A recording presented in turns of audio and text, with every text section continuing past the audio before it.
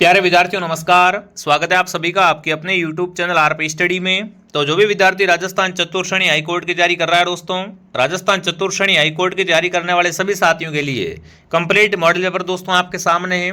जो राजस्थान हाईकोर्ट का दोस्तों पेपर होने वाला है, उसमें एक तो आपकी राजस्थान की बोलियां, साहित्य, इंग्लिश और हिंदी रहने वाली है। मतलब कुल मिलाकर दोस्तों आपका पेपर आएगा वो 85 नंबर का आएगा। कितना आएगा? 85 नंबर का आपका पेपर आने वाला है। तो वो अपन देखने वाले कि जो आपका पेपर आएगा वो किस टाइप से आएगा, प्रश्नों का लेवल क्या रहेगा। इस क्लास को आप ध्यान से पूरा जरूर देखें दोस्तों, और लास्ट में अपना कमेंट करना है कि आपके 85 में से कितने सवाल सही होते हैं। ठीक है ना, आपके दोस्तों 85 में से कितने नंबर आते हैं। ठीक है, क्लास को ध्यान से कंप्लीट पूरा देखें और लास्ट में स्कोर कमेंट करना है। तो चलिए साथियों, क्लास का शुभारंभ करते हैं।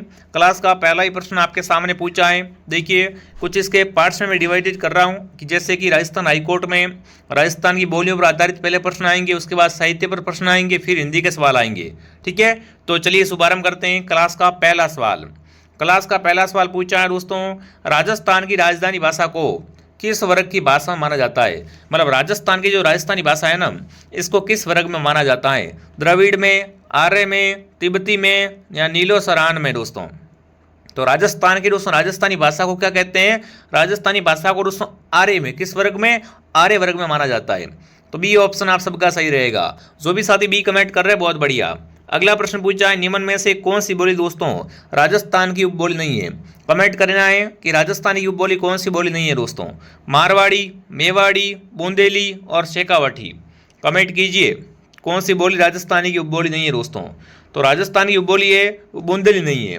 ठीक है ना, देखो राजस्थान में आपको बताया मारवाड़ी बोलते हैं, मेवाड़ी बोलते हैं, शेखावटी बोलते हैं, पर बुंदेली करके ऐसी कोई अपनी उपबोली है वो नहीं है दोस्तों। सी ऑप्शन आप सबका सही रहेगा। जो भी सी कमेंट कर रहा है वेरी गुड। अगला प्रश्न दोस्तों आपके सामने, मारवाड़ी मुख्यतः किस क्षेत्र में बोली जाती है?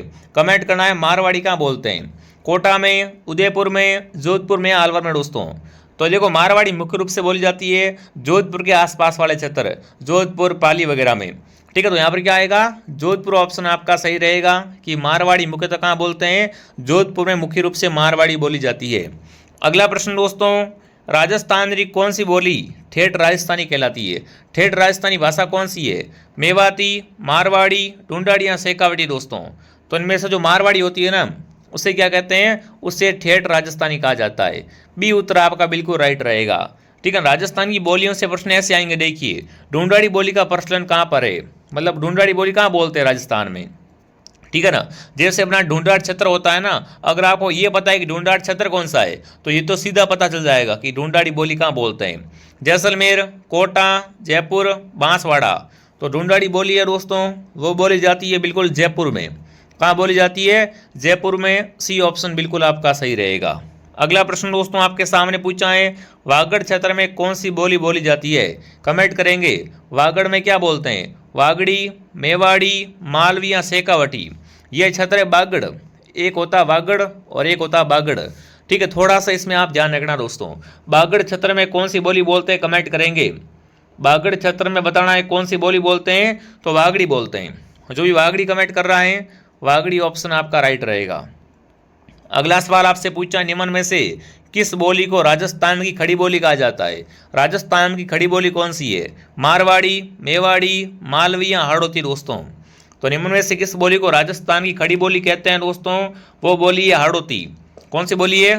हाड़ौती। जो भी ऑप्शन डी कमेंट कर रहा है, डी ऑप्शन आपका राइट रहेगा। ठीक है, अगला सवाल, वागड़ क्षेत्र की प्रमुख बोली है।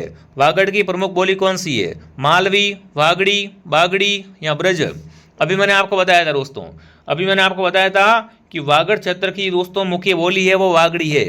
ठीक है, ऑप्शन क्या रहेगा यहाँ पर? बी ऑप्शन आपका राइट रहेगा। ठीक है, क्लास को दोस्तों ध्यान से पूरा देखना। बागड़ी बोली का समझ किस क्षेत्र से है? अब मुझे बताओ बागड़ी कहाँ बोलते हैं। ठीक है ना, गंगानगर हनुमानगढ़ में, कोटा बूंदी में, अजमेर नागौर में, चित्तौड़गढ़ डूंगरपुर में। कमेंट करेंगे बागड़ी बोली है दोस्तों वह कहाँ पर बोली जाती है? एक होती है वागड़ी, क्या होती है? वागड़ी, और एक होती है बागड़ी। तो वागड़ी बोली कहाँ बोलते हैं? ये बोलते हैं गंगानगर हनुमानगढ़ में। ठीक है, जो भी ऑप्शन नंबर ए को राइट कर रहा है ए सही है। अगला पूछा दोस्तों, राजस्थानी भाषा को संविधान की 8वीं अनुसूची में शामिल करने की मांग है, वो सबसे पहले किस वर्ष उठी? देखो, राजस्थानी भाषा को क्या किया दोस्तों, संविधान की 8वीं सूची में शामिल किया जाए, ये मांग है ना, ये सबसे पहले किस वर्ष उठी थी दोस्तों?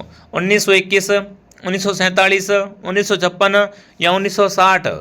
तो यहाँ पर जो आपका उत्तर रहेगा वो क्या रहेगा? 1956 दोस्तों।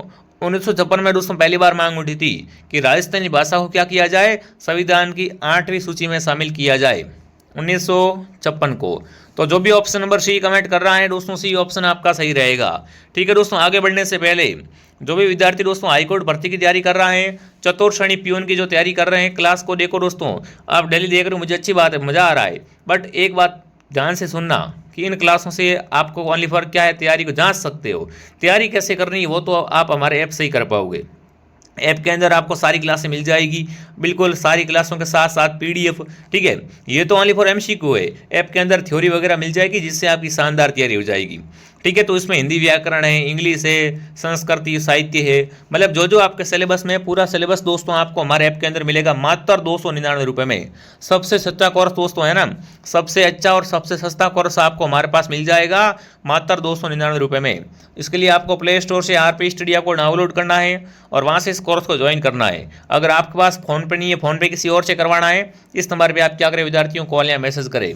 ठीक है, बाकी आरपी स्टडी ऐप में संपूर्ण कोर्स मिल रहा है, साथ में पीडीएफ भी मिल जाएगी और लाइव क्लासेस वगैरह सब कुछ। ठीक है, तो ज्वाइन कर लो सभी साथी। आगे बढ़ते हैं, अगला सवाल दोस्तों आपके सामने साहित्य पर आधारित है। क्या पूछा साहित्य से दोस्तों? देखिए, पृथ्वीराज रासो के रचयिता कौन है? ग्रंथ कौन सा है? पृथ्वीराज रासो। तो कमेंट करेंगे पृथ्वीराज रासो ग्रंथ है, इसके रचयिता कौन है? तो ये ग्रंथ किसका है? चंद्रबरदाई का है दोस्तों। जो भी चंद्रबरदाई कमेंट कर रहे हैं, चंद्रबरदाई सही है। अगला पूछा दोस्तों, राजस्थानी भाषा के पहले महाकाव्य के रचयिता कौन थे?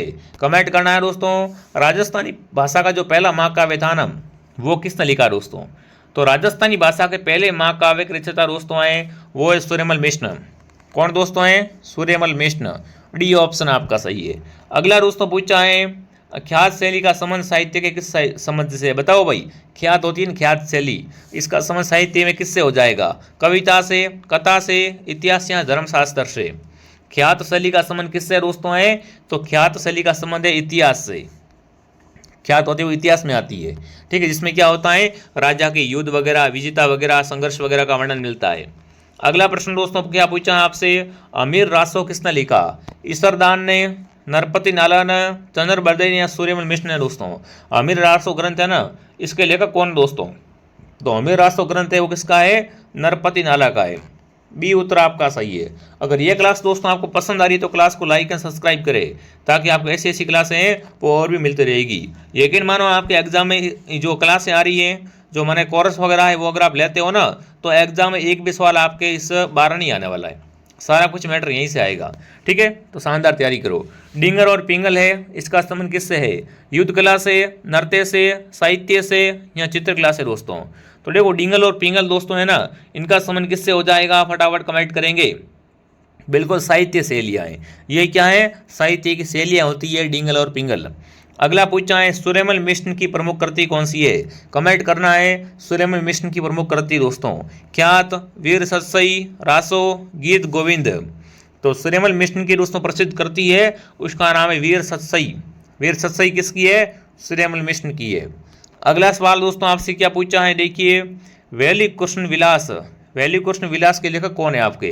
पद्माकर, कवि नरोत्तम, सूर्यमल मिश्र, बांकीदास? बताओ भाई, वैली कृता विलास है, ये जो कृति है किसकी है? ये कृति भी दोस्तों सूर्यमल मिश्र की है। सी उत्तर आपका सही है। सूर्यमल की सारी कृतियां दोस्तों आपको एक बार पढ़ लेनी है। ठीक है, बांकीदास की रचना किस भाषा में है? कमेंट करेंगे। बांकीदास की रचना है ये प्रमुखतः किस भाषा में है? ब्रज में, डिंगल में, संस्कृत में या फारसी में? दोस्तों बांकीदास की रचनाएं प्रमुख रूप से किस भाषा में दोस्तों है? तो ये अपन को मिलती है डिंगल भाषा में। किस में मिलती है?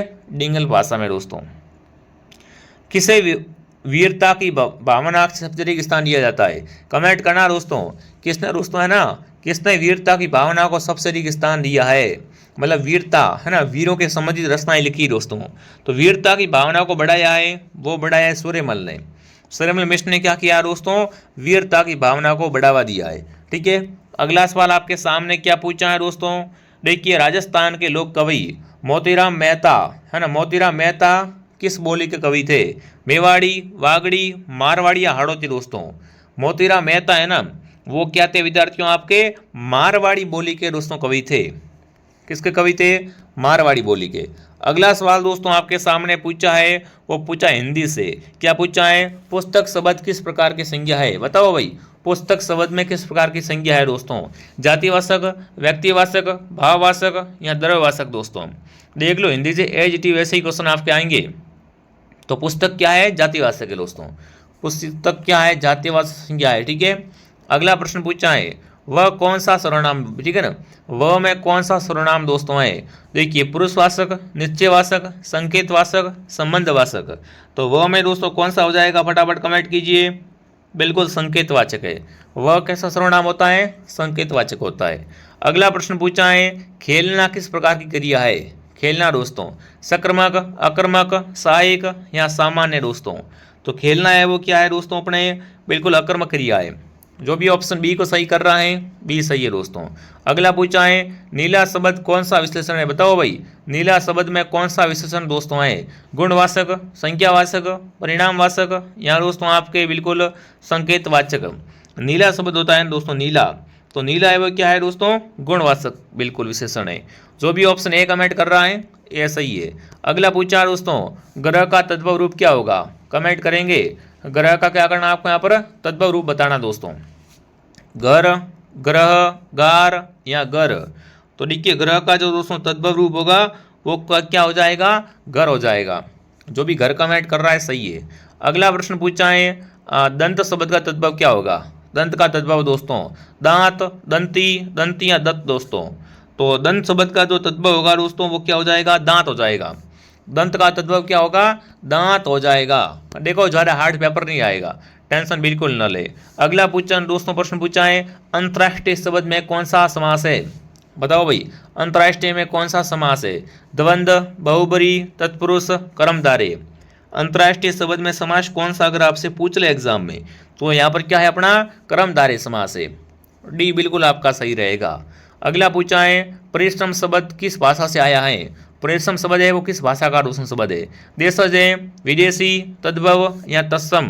परिश्रम शब्द दोस्तों जो लिया गया है वो क्या है दोस्तों, अपने बिल्कुल तत्सम शब्द है। जो भी तत्सम कमेंट करा तत्सम सही है।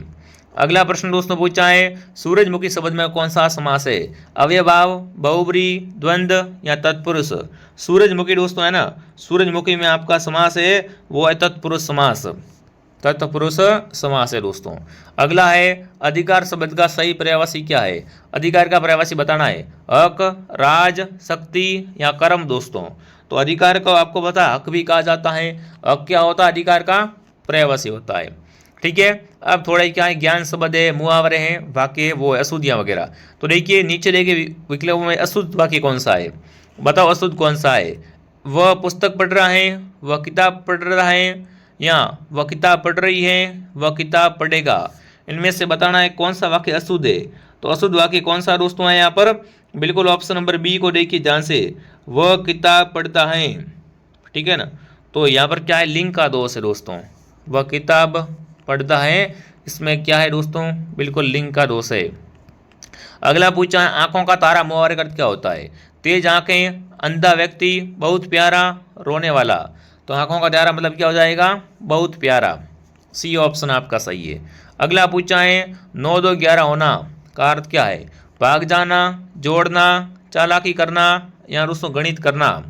9 2 11 होना का मतलब होता है भाग जाना, क्या हो जाएगा, भाग जाना। अगला दोस्तों, भूख से बेहाल होना किस प्रकार का वाक्यांश दोस्तों है, क्रियावाचक है, मुहावरा है, लोपोक्ति या विशेषण दोस्तों। बताओ, भूख से बेहाल होना, तो भूख से बेहाल होना ये क्या होता है दोस्तों, एक तरीके से बिल्कुल अपना क्या हो जाएगा, मुहावरा हो जाएगा, मुहावरा बिल्कुल है, ठीक है ना।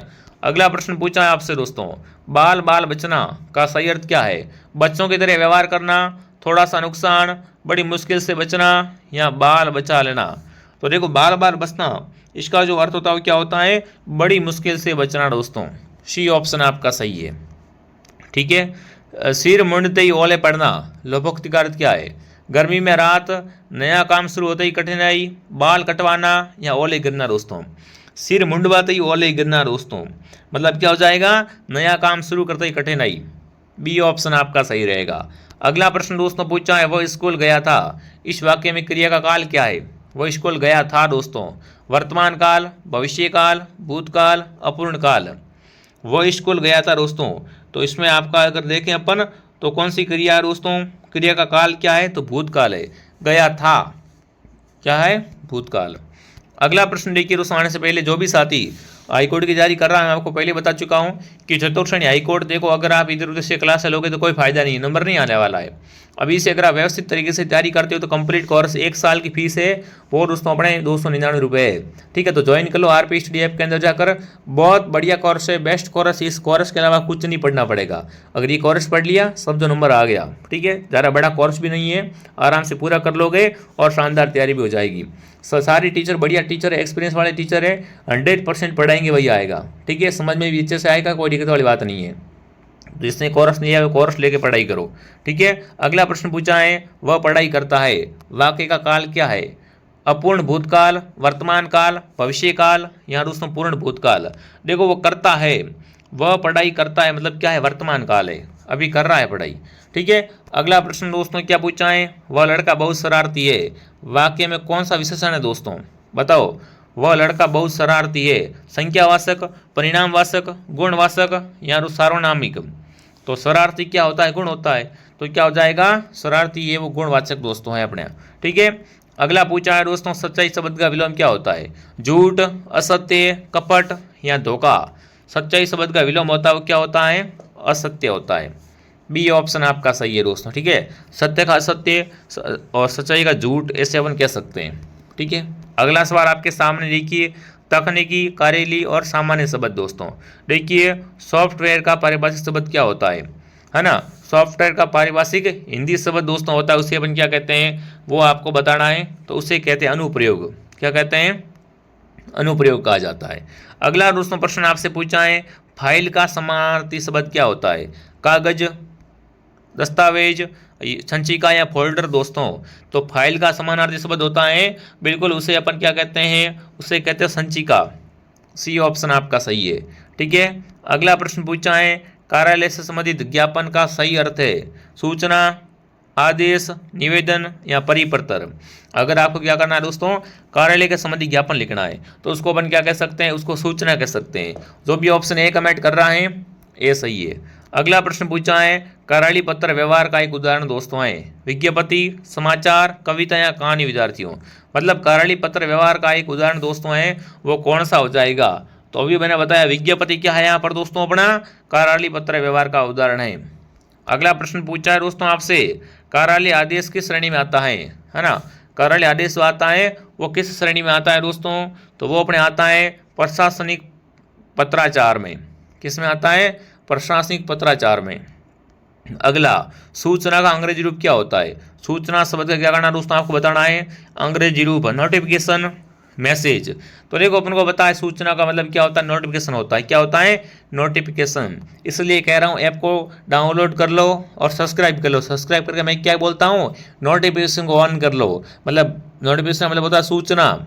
जब भी अगर नई क्लास आएगी तो सूचना मिलेगी, वो होता है नोटिफिकेशन। ठीक है, विज्ञप्ति किसके लिए जारी की जाती है? विज्ञप्ति जारी करते हैं दोस्तों ना, वो किसके लिए करते हैं? सामान्य जन को सूचना देने के लिए। लोगों को क्या करनी होती है? सूचना देनी होती है, तो विज्ञप्ति जारी होती है। अगला सवाल पूछा है, परिपत्र किस प्रकार का दस्तावेज होता है? परिपत्र जो होता है ना वो किस प्रकार का दस्तावेज होता है दोस्तों? तो परिपत्र होता है सूचनाजनक दस्तावेज। कैसा दस्तावेज? सूचनाजनक दस्तावेज। ठीक है, ज्ञापन किस भाषा में प्रचलित कार्यालय शब्द है? ज्ञापन दोस्तों है ना, ये किस भाषा में प्रचलित कार्यालय पत्र होता है? तो ज्ञापन शब्द है हिंदी शब्द। ज्ञापन क्या है यहाँ पर अपना? हिंदी शब्द दोस्तों है। ठीक है, अगला है तकनीकी शब्द। प्रोटोकॉल का अर्थ क्या होता है? फटाफट कमेंट करेंगे। प्रोटोकॉल का अर्थ क्या होता है दोस्तों? तो नियमों का समूह। ठीक है ना, प्रोटोकॉल का अर्थ क्या होता है? नियमों का समूह होता है। तो जो भी ऑप्शन ए कमेंट करा बहुत बढ़िया साथियों। कुल मिला के ये आपके 50 इंपॉर्टेंट क्वेश्चन थे दोस्तों। और फिर इसमें इंग्लिश बाकी बची हुई है। ठीक है, तो इंग्लिश वगैरह जो आपको पढ़ना है वो संपूर्ण दोस्तों आपको हमारे एप्लीकेशन में मिल जाएगा, थ्योरी वगैरह नोट्स वगैरह। ठीक है, वहाँ से कोर्स लेकर शानदार तैयारी करो और कमेंट करो कि ये क्लास आपको कैसे लगी दोस्तों। जिसने भी टेलीग्राम को ज्वाइन नहीं किया हो, टेलीग्राम को ज्वाइन करके दोस्तों बिल्कुल ग्रुप में जुड़ जाओ। ठीक है, तो मैं आपको मिलता हूँ नेक्स्ट क्लास में। कमेंट करें क्लास कैसे लगी आपको। जय हिंद, जय भारत।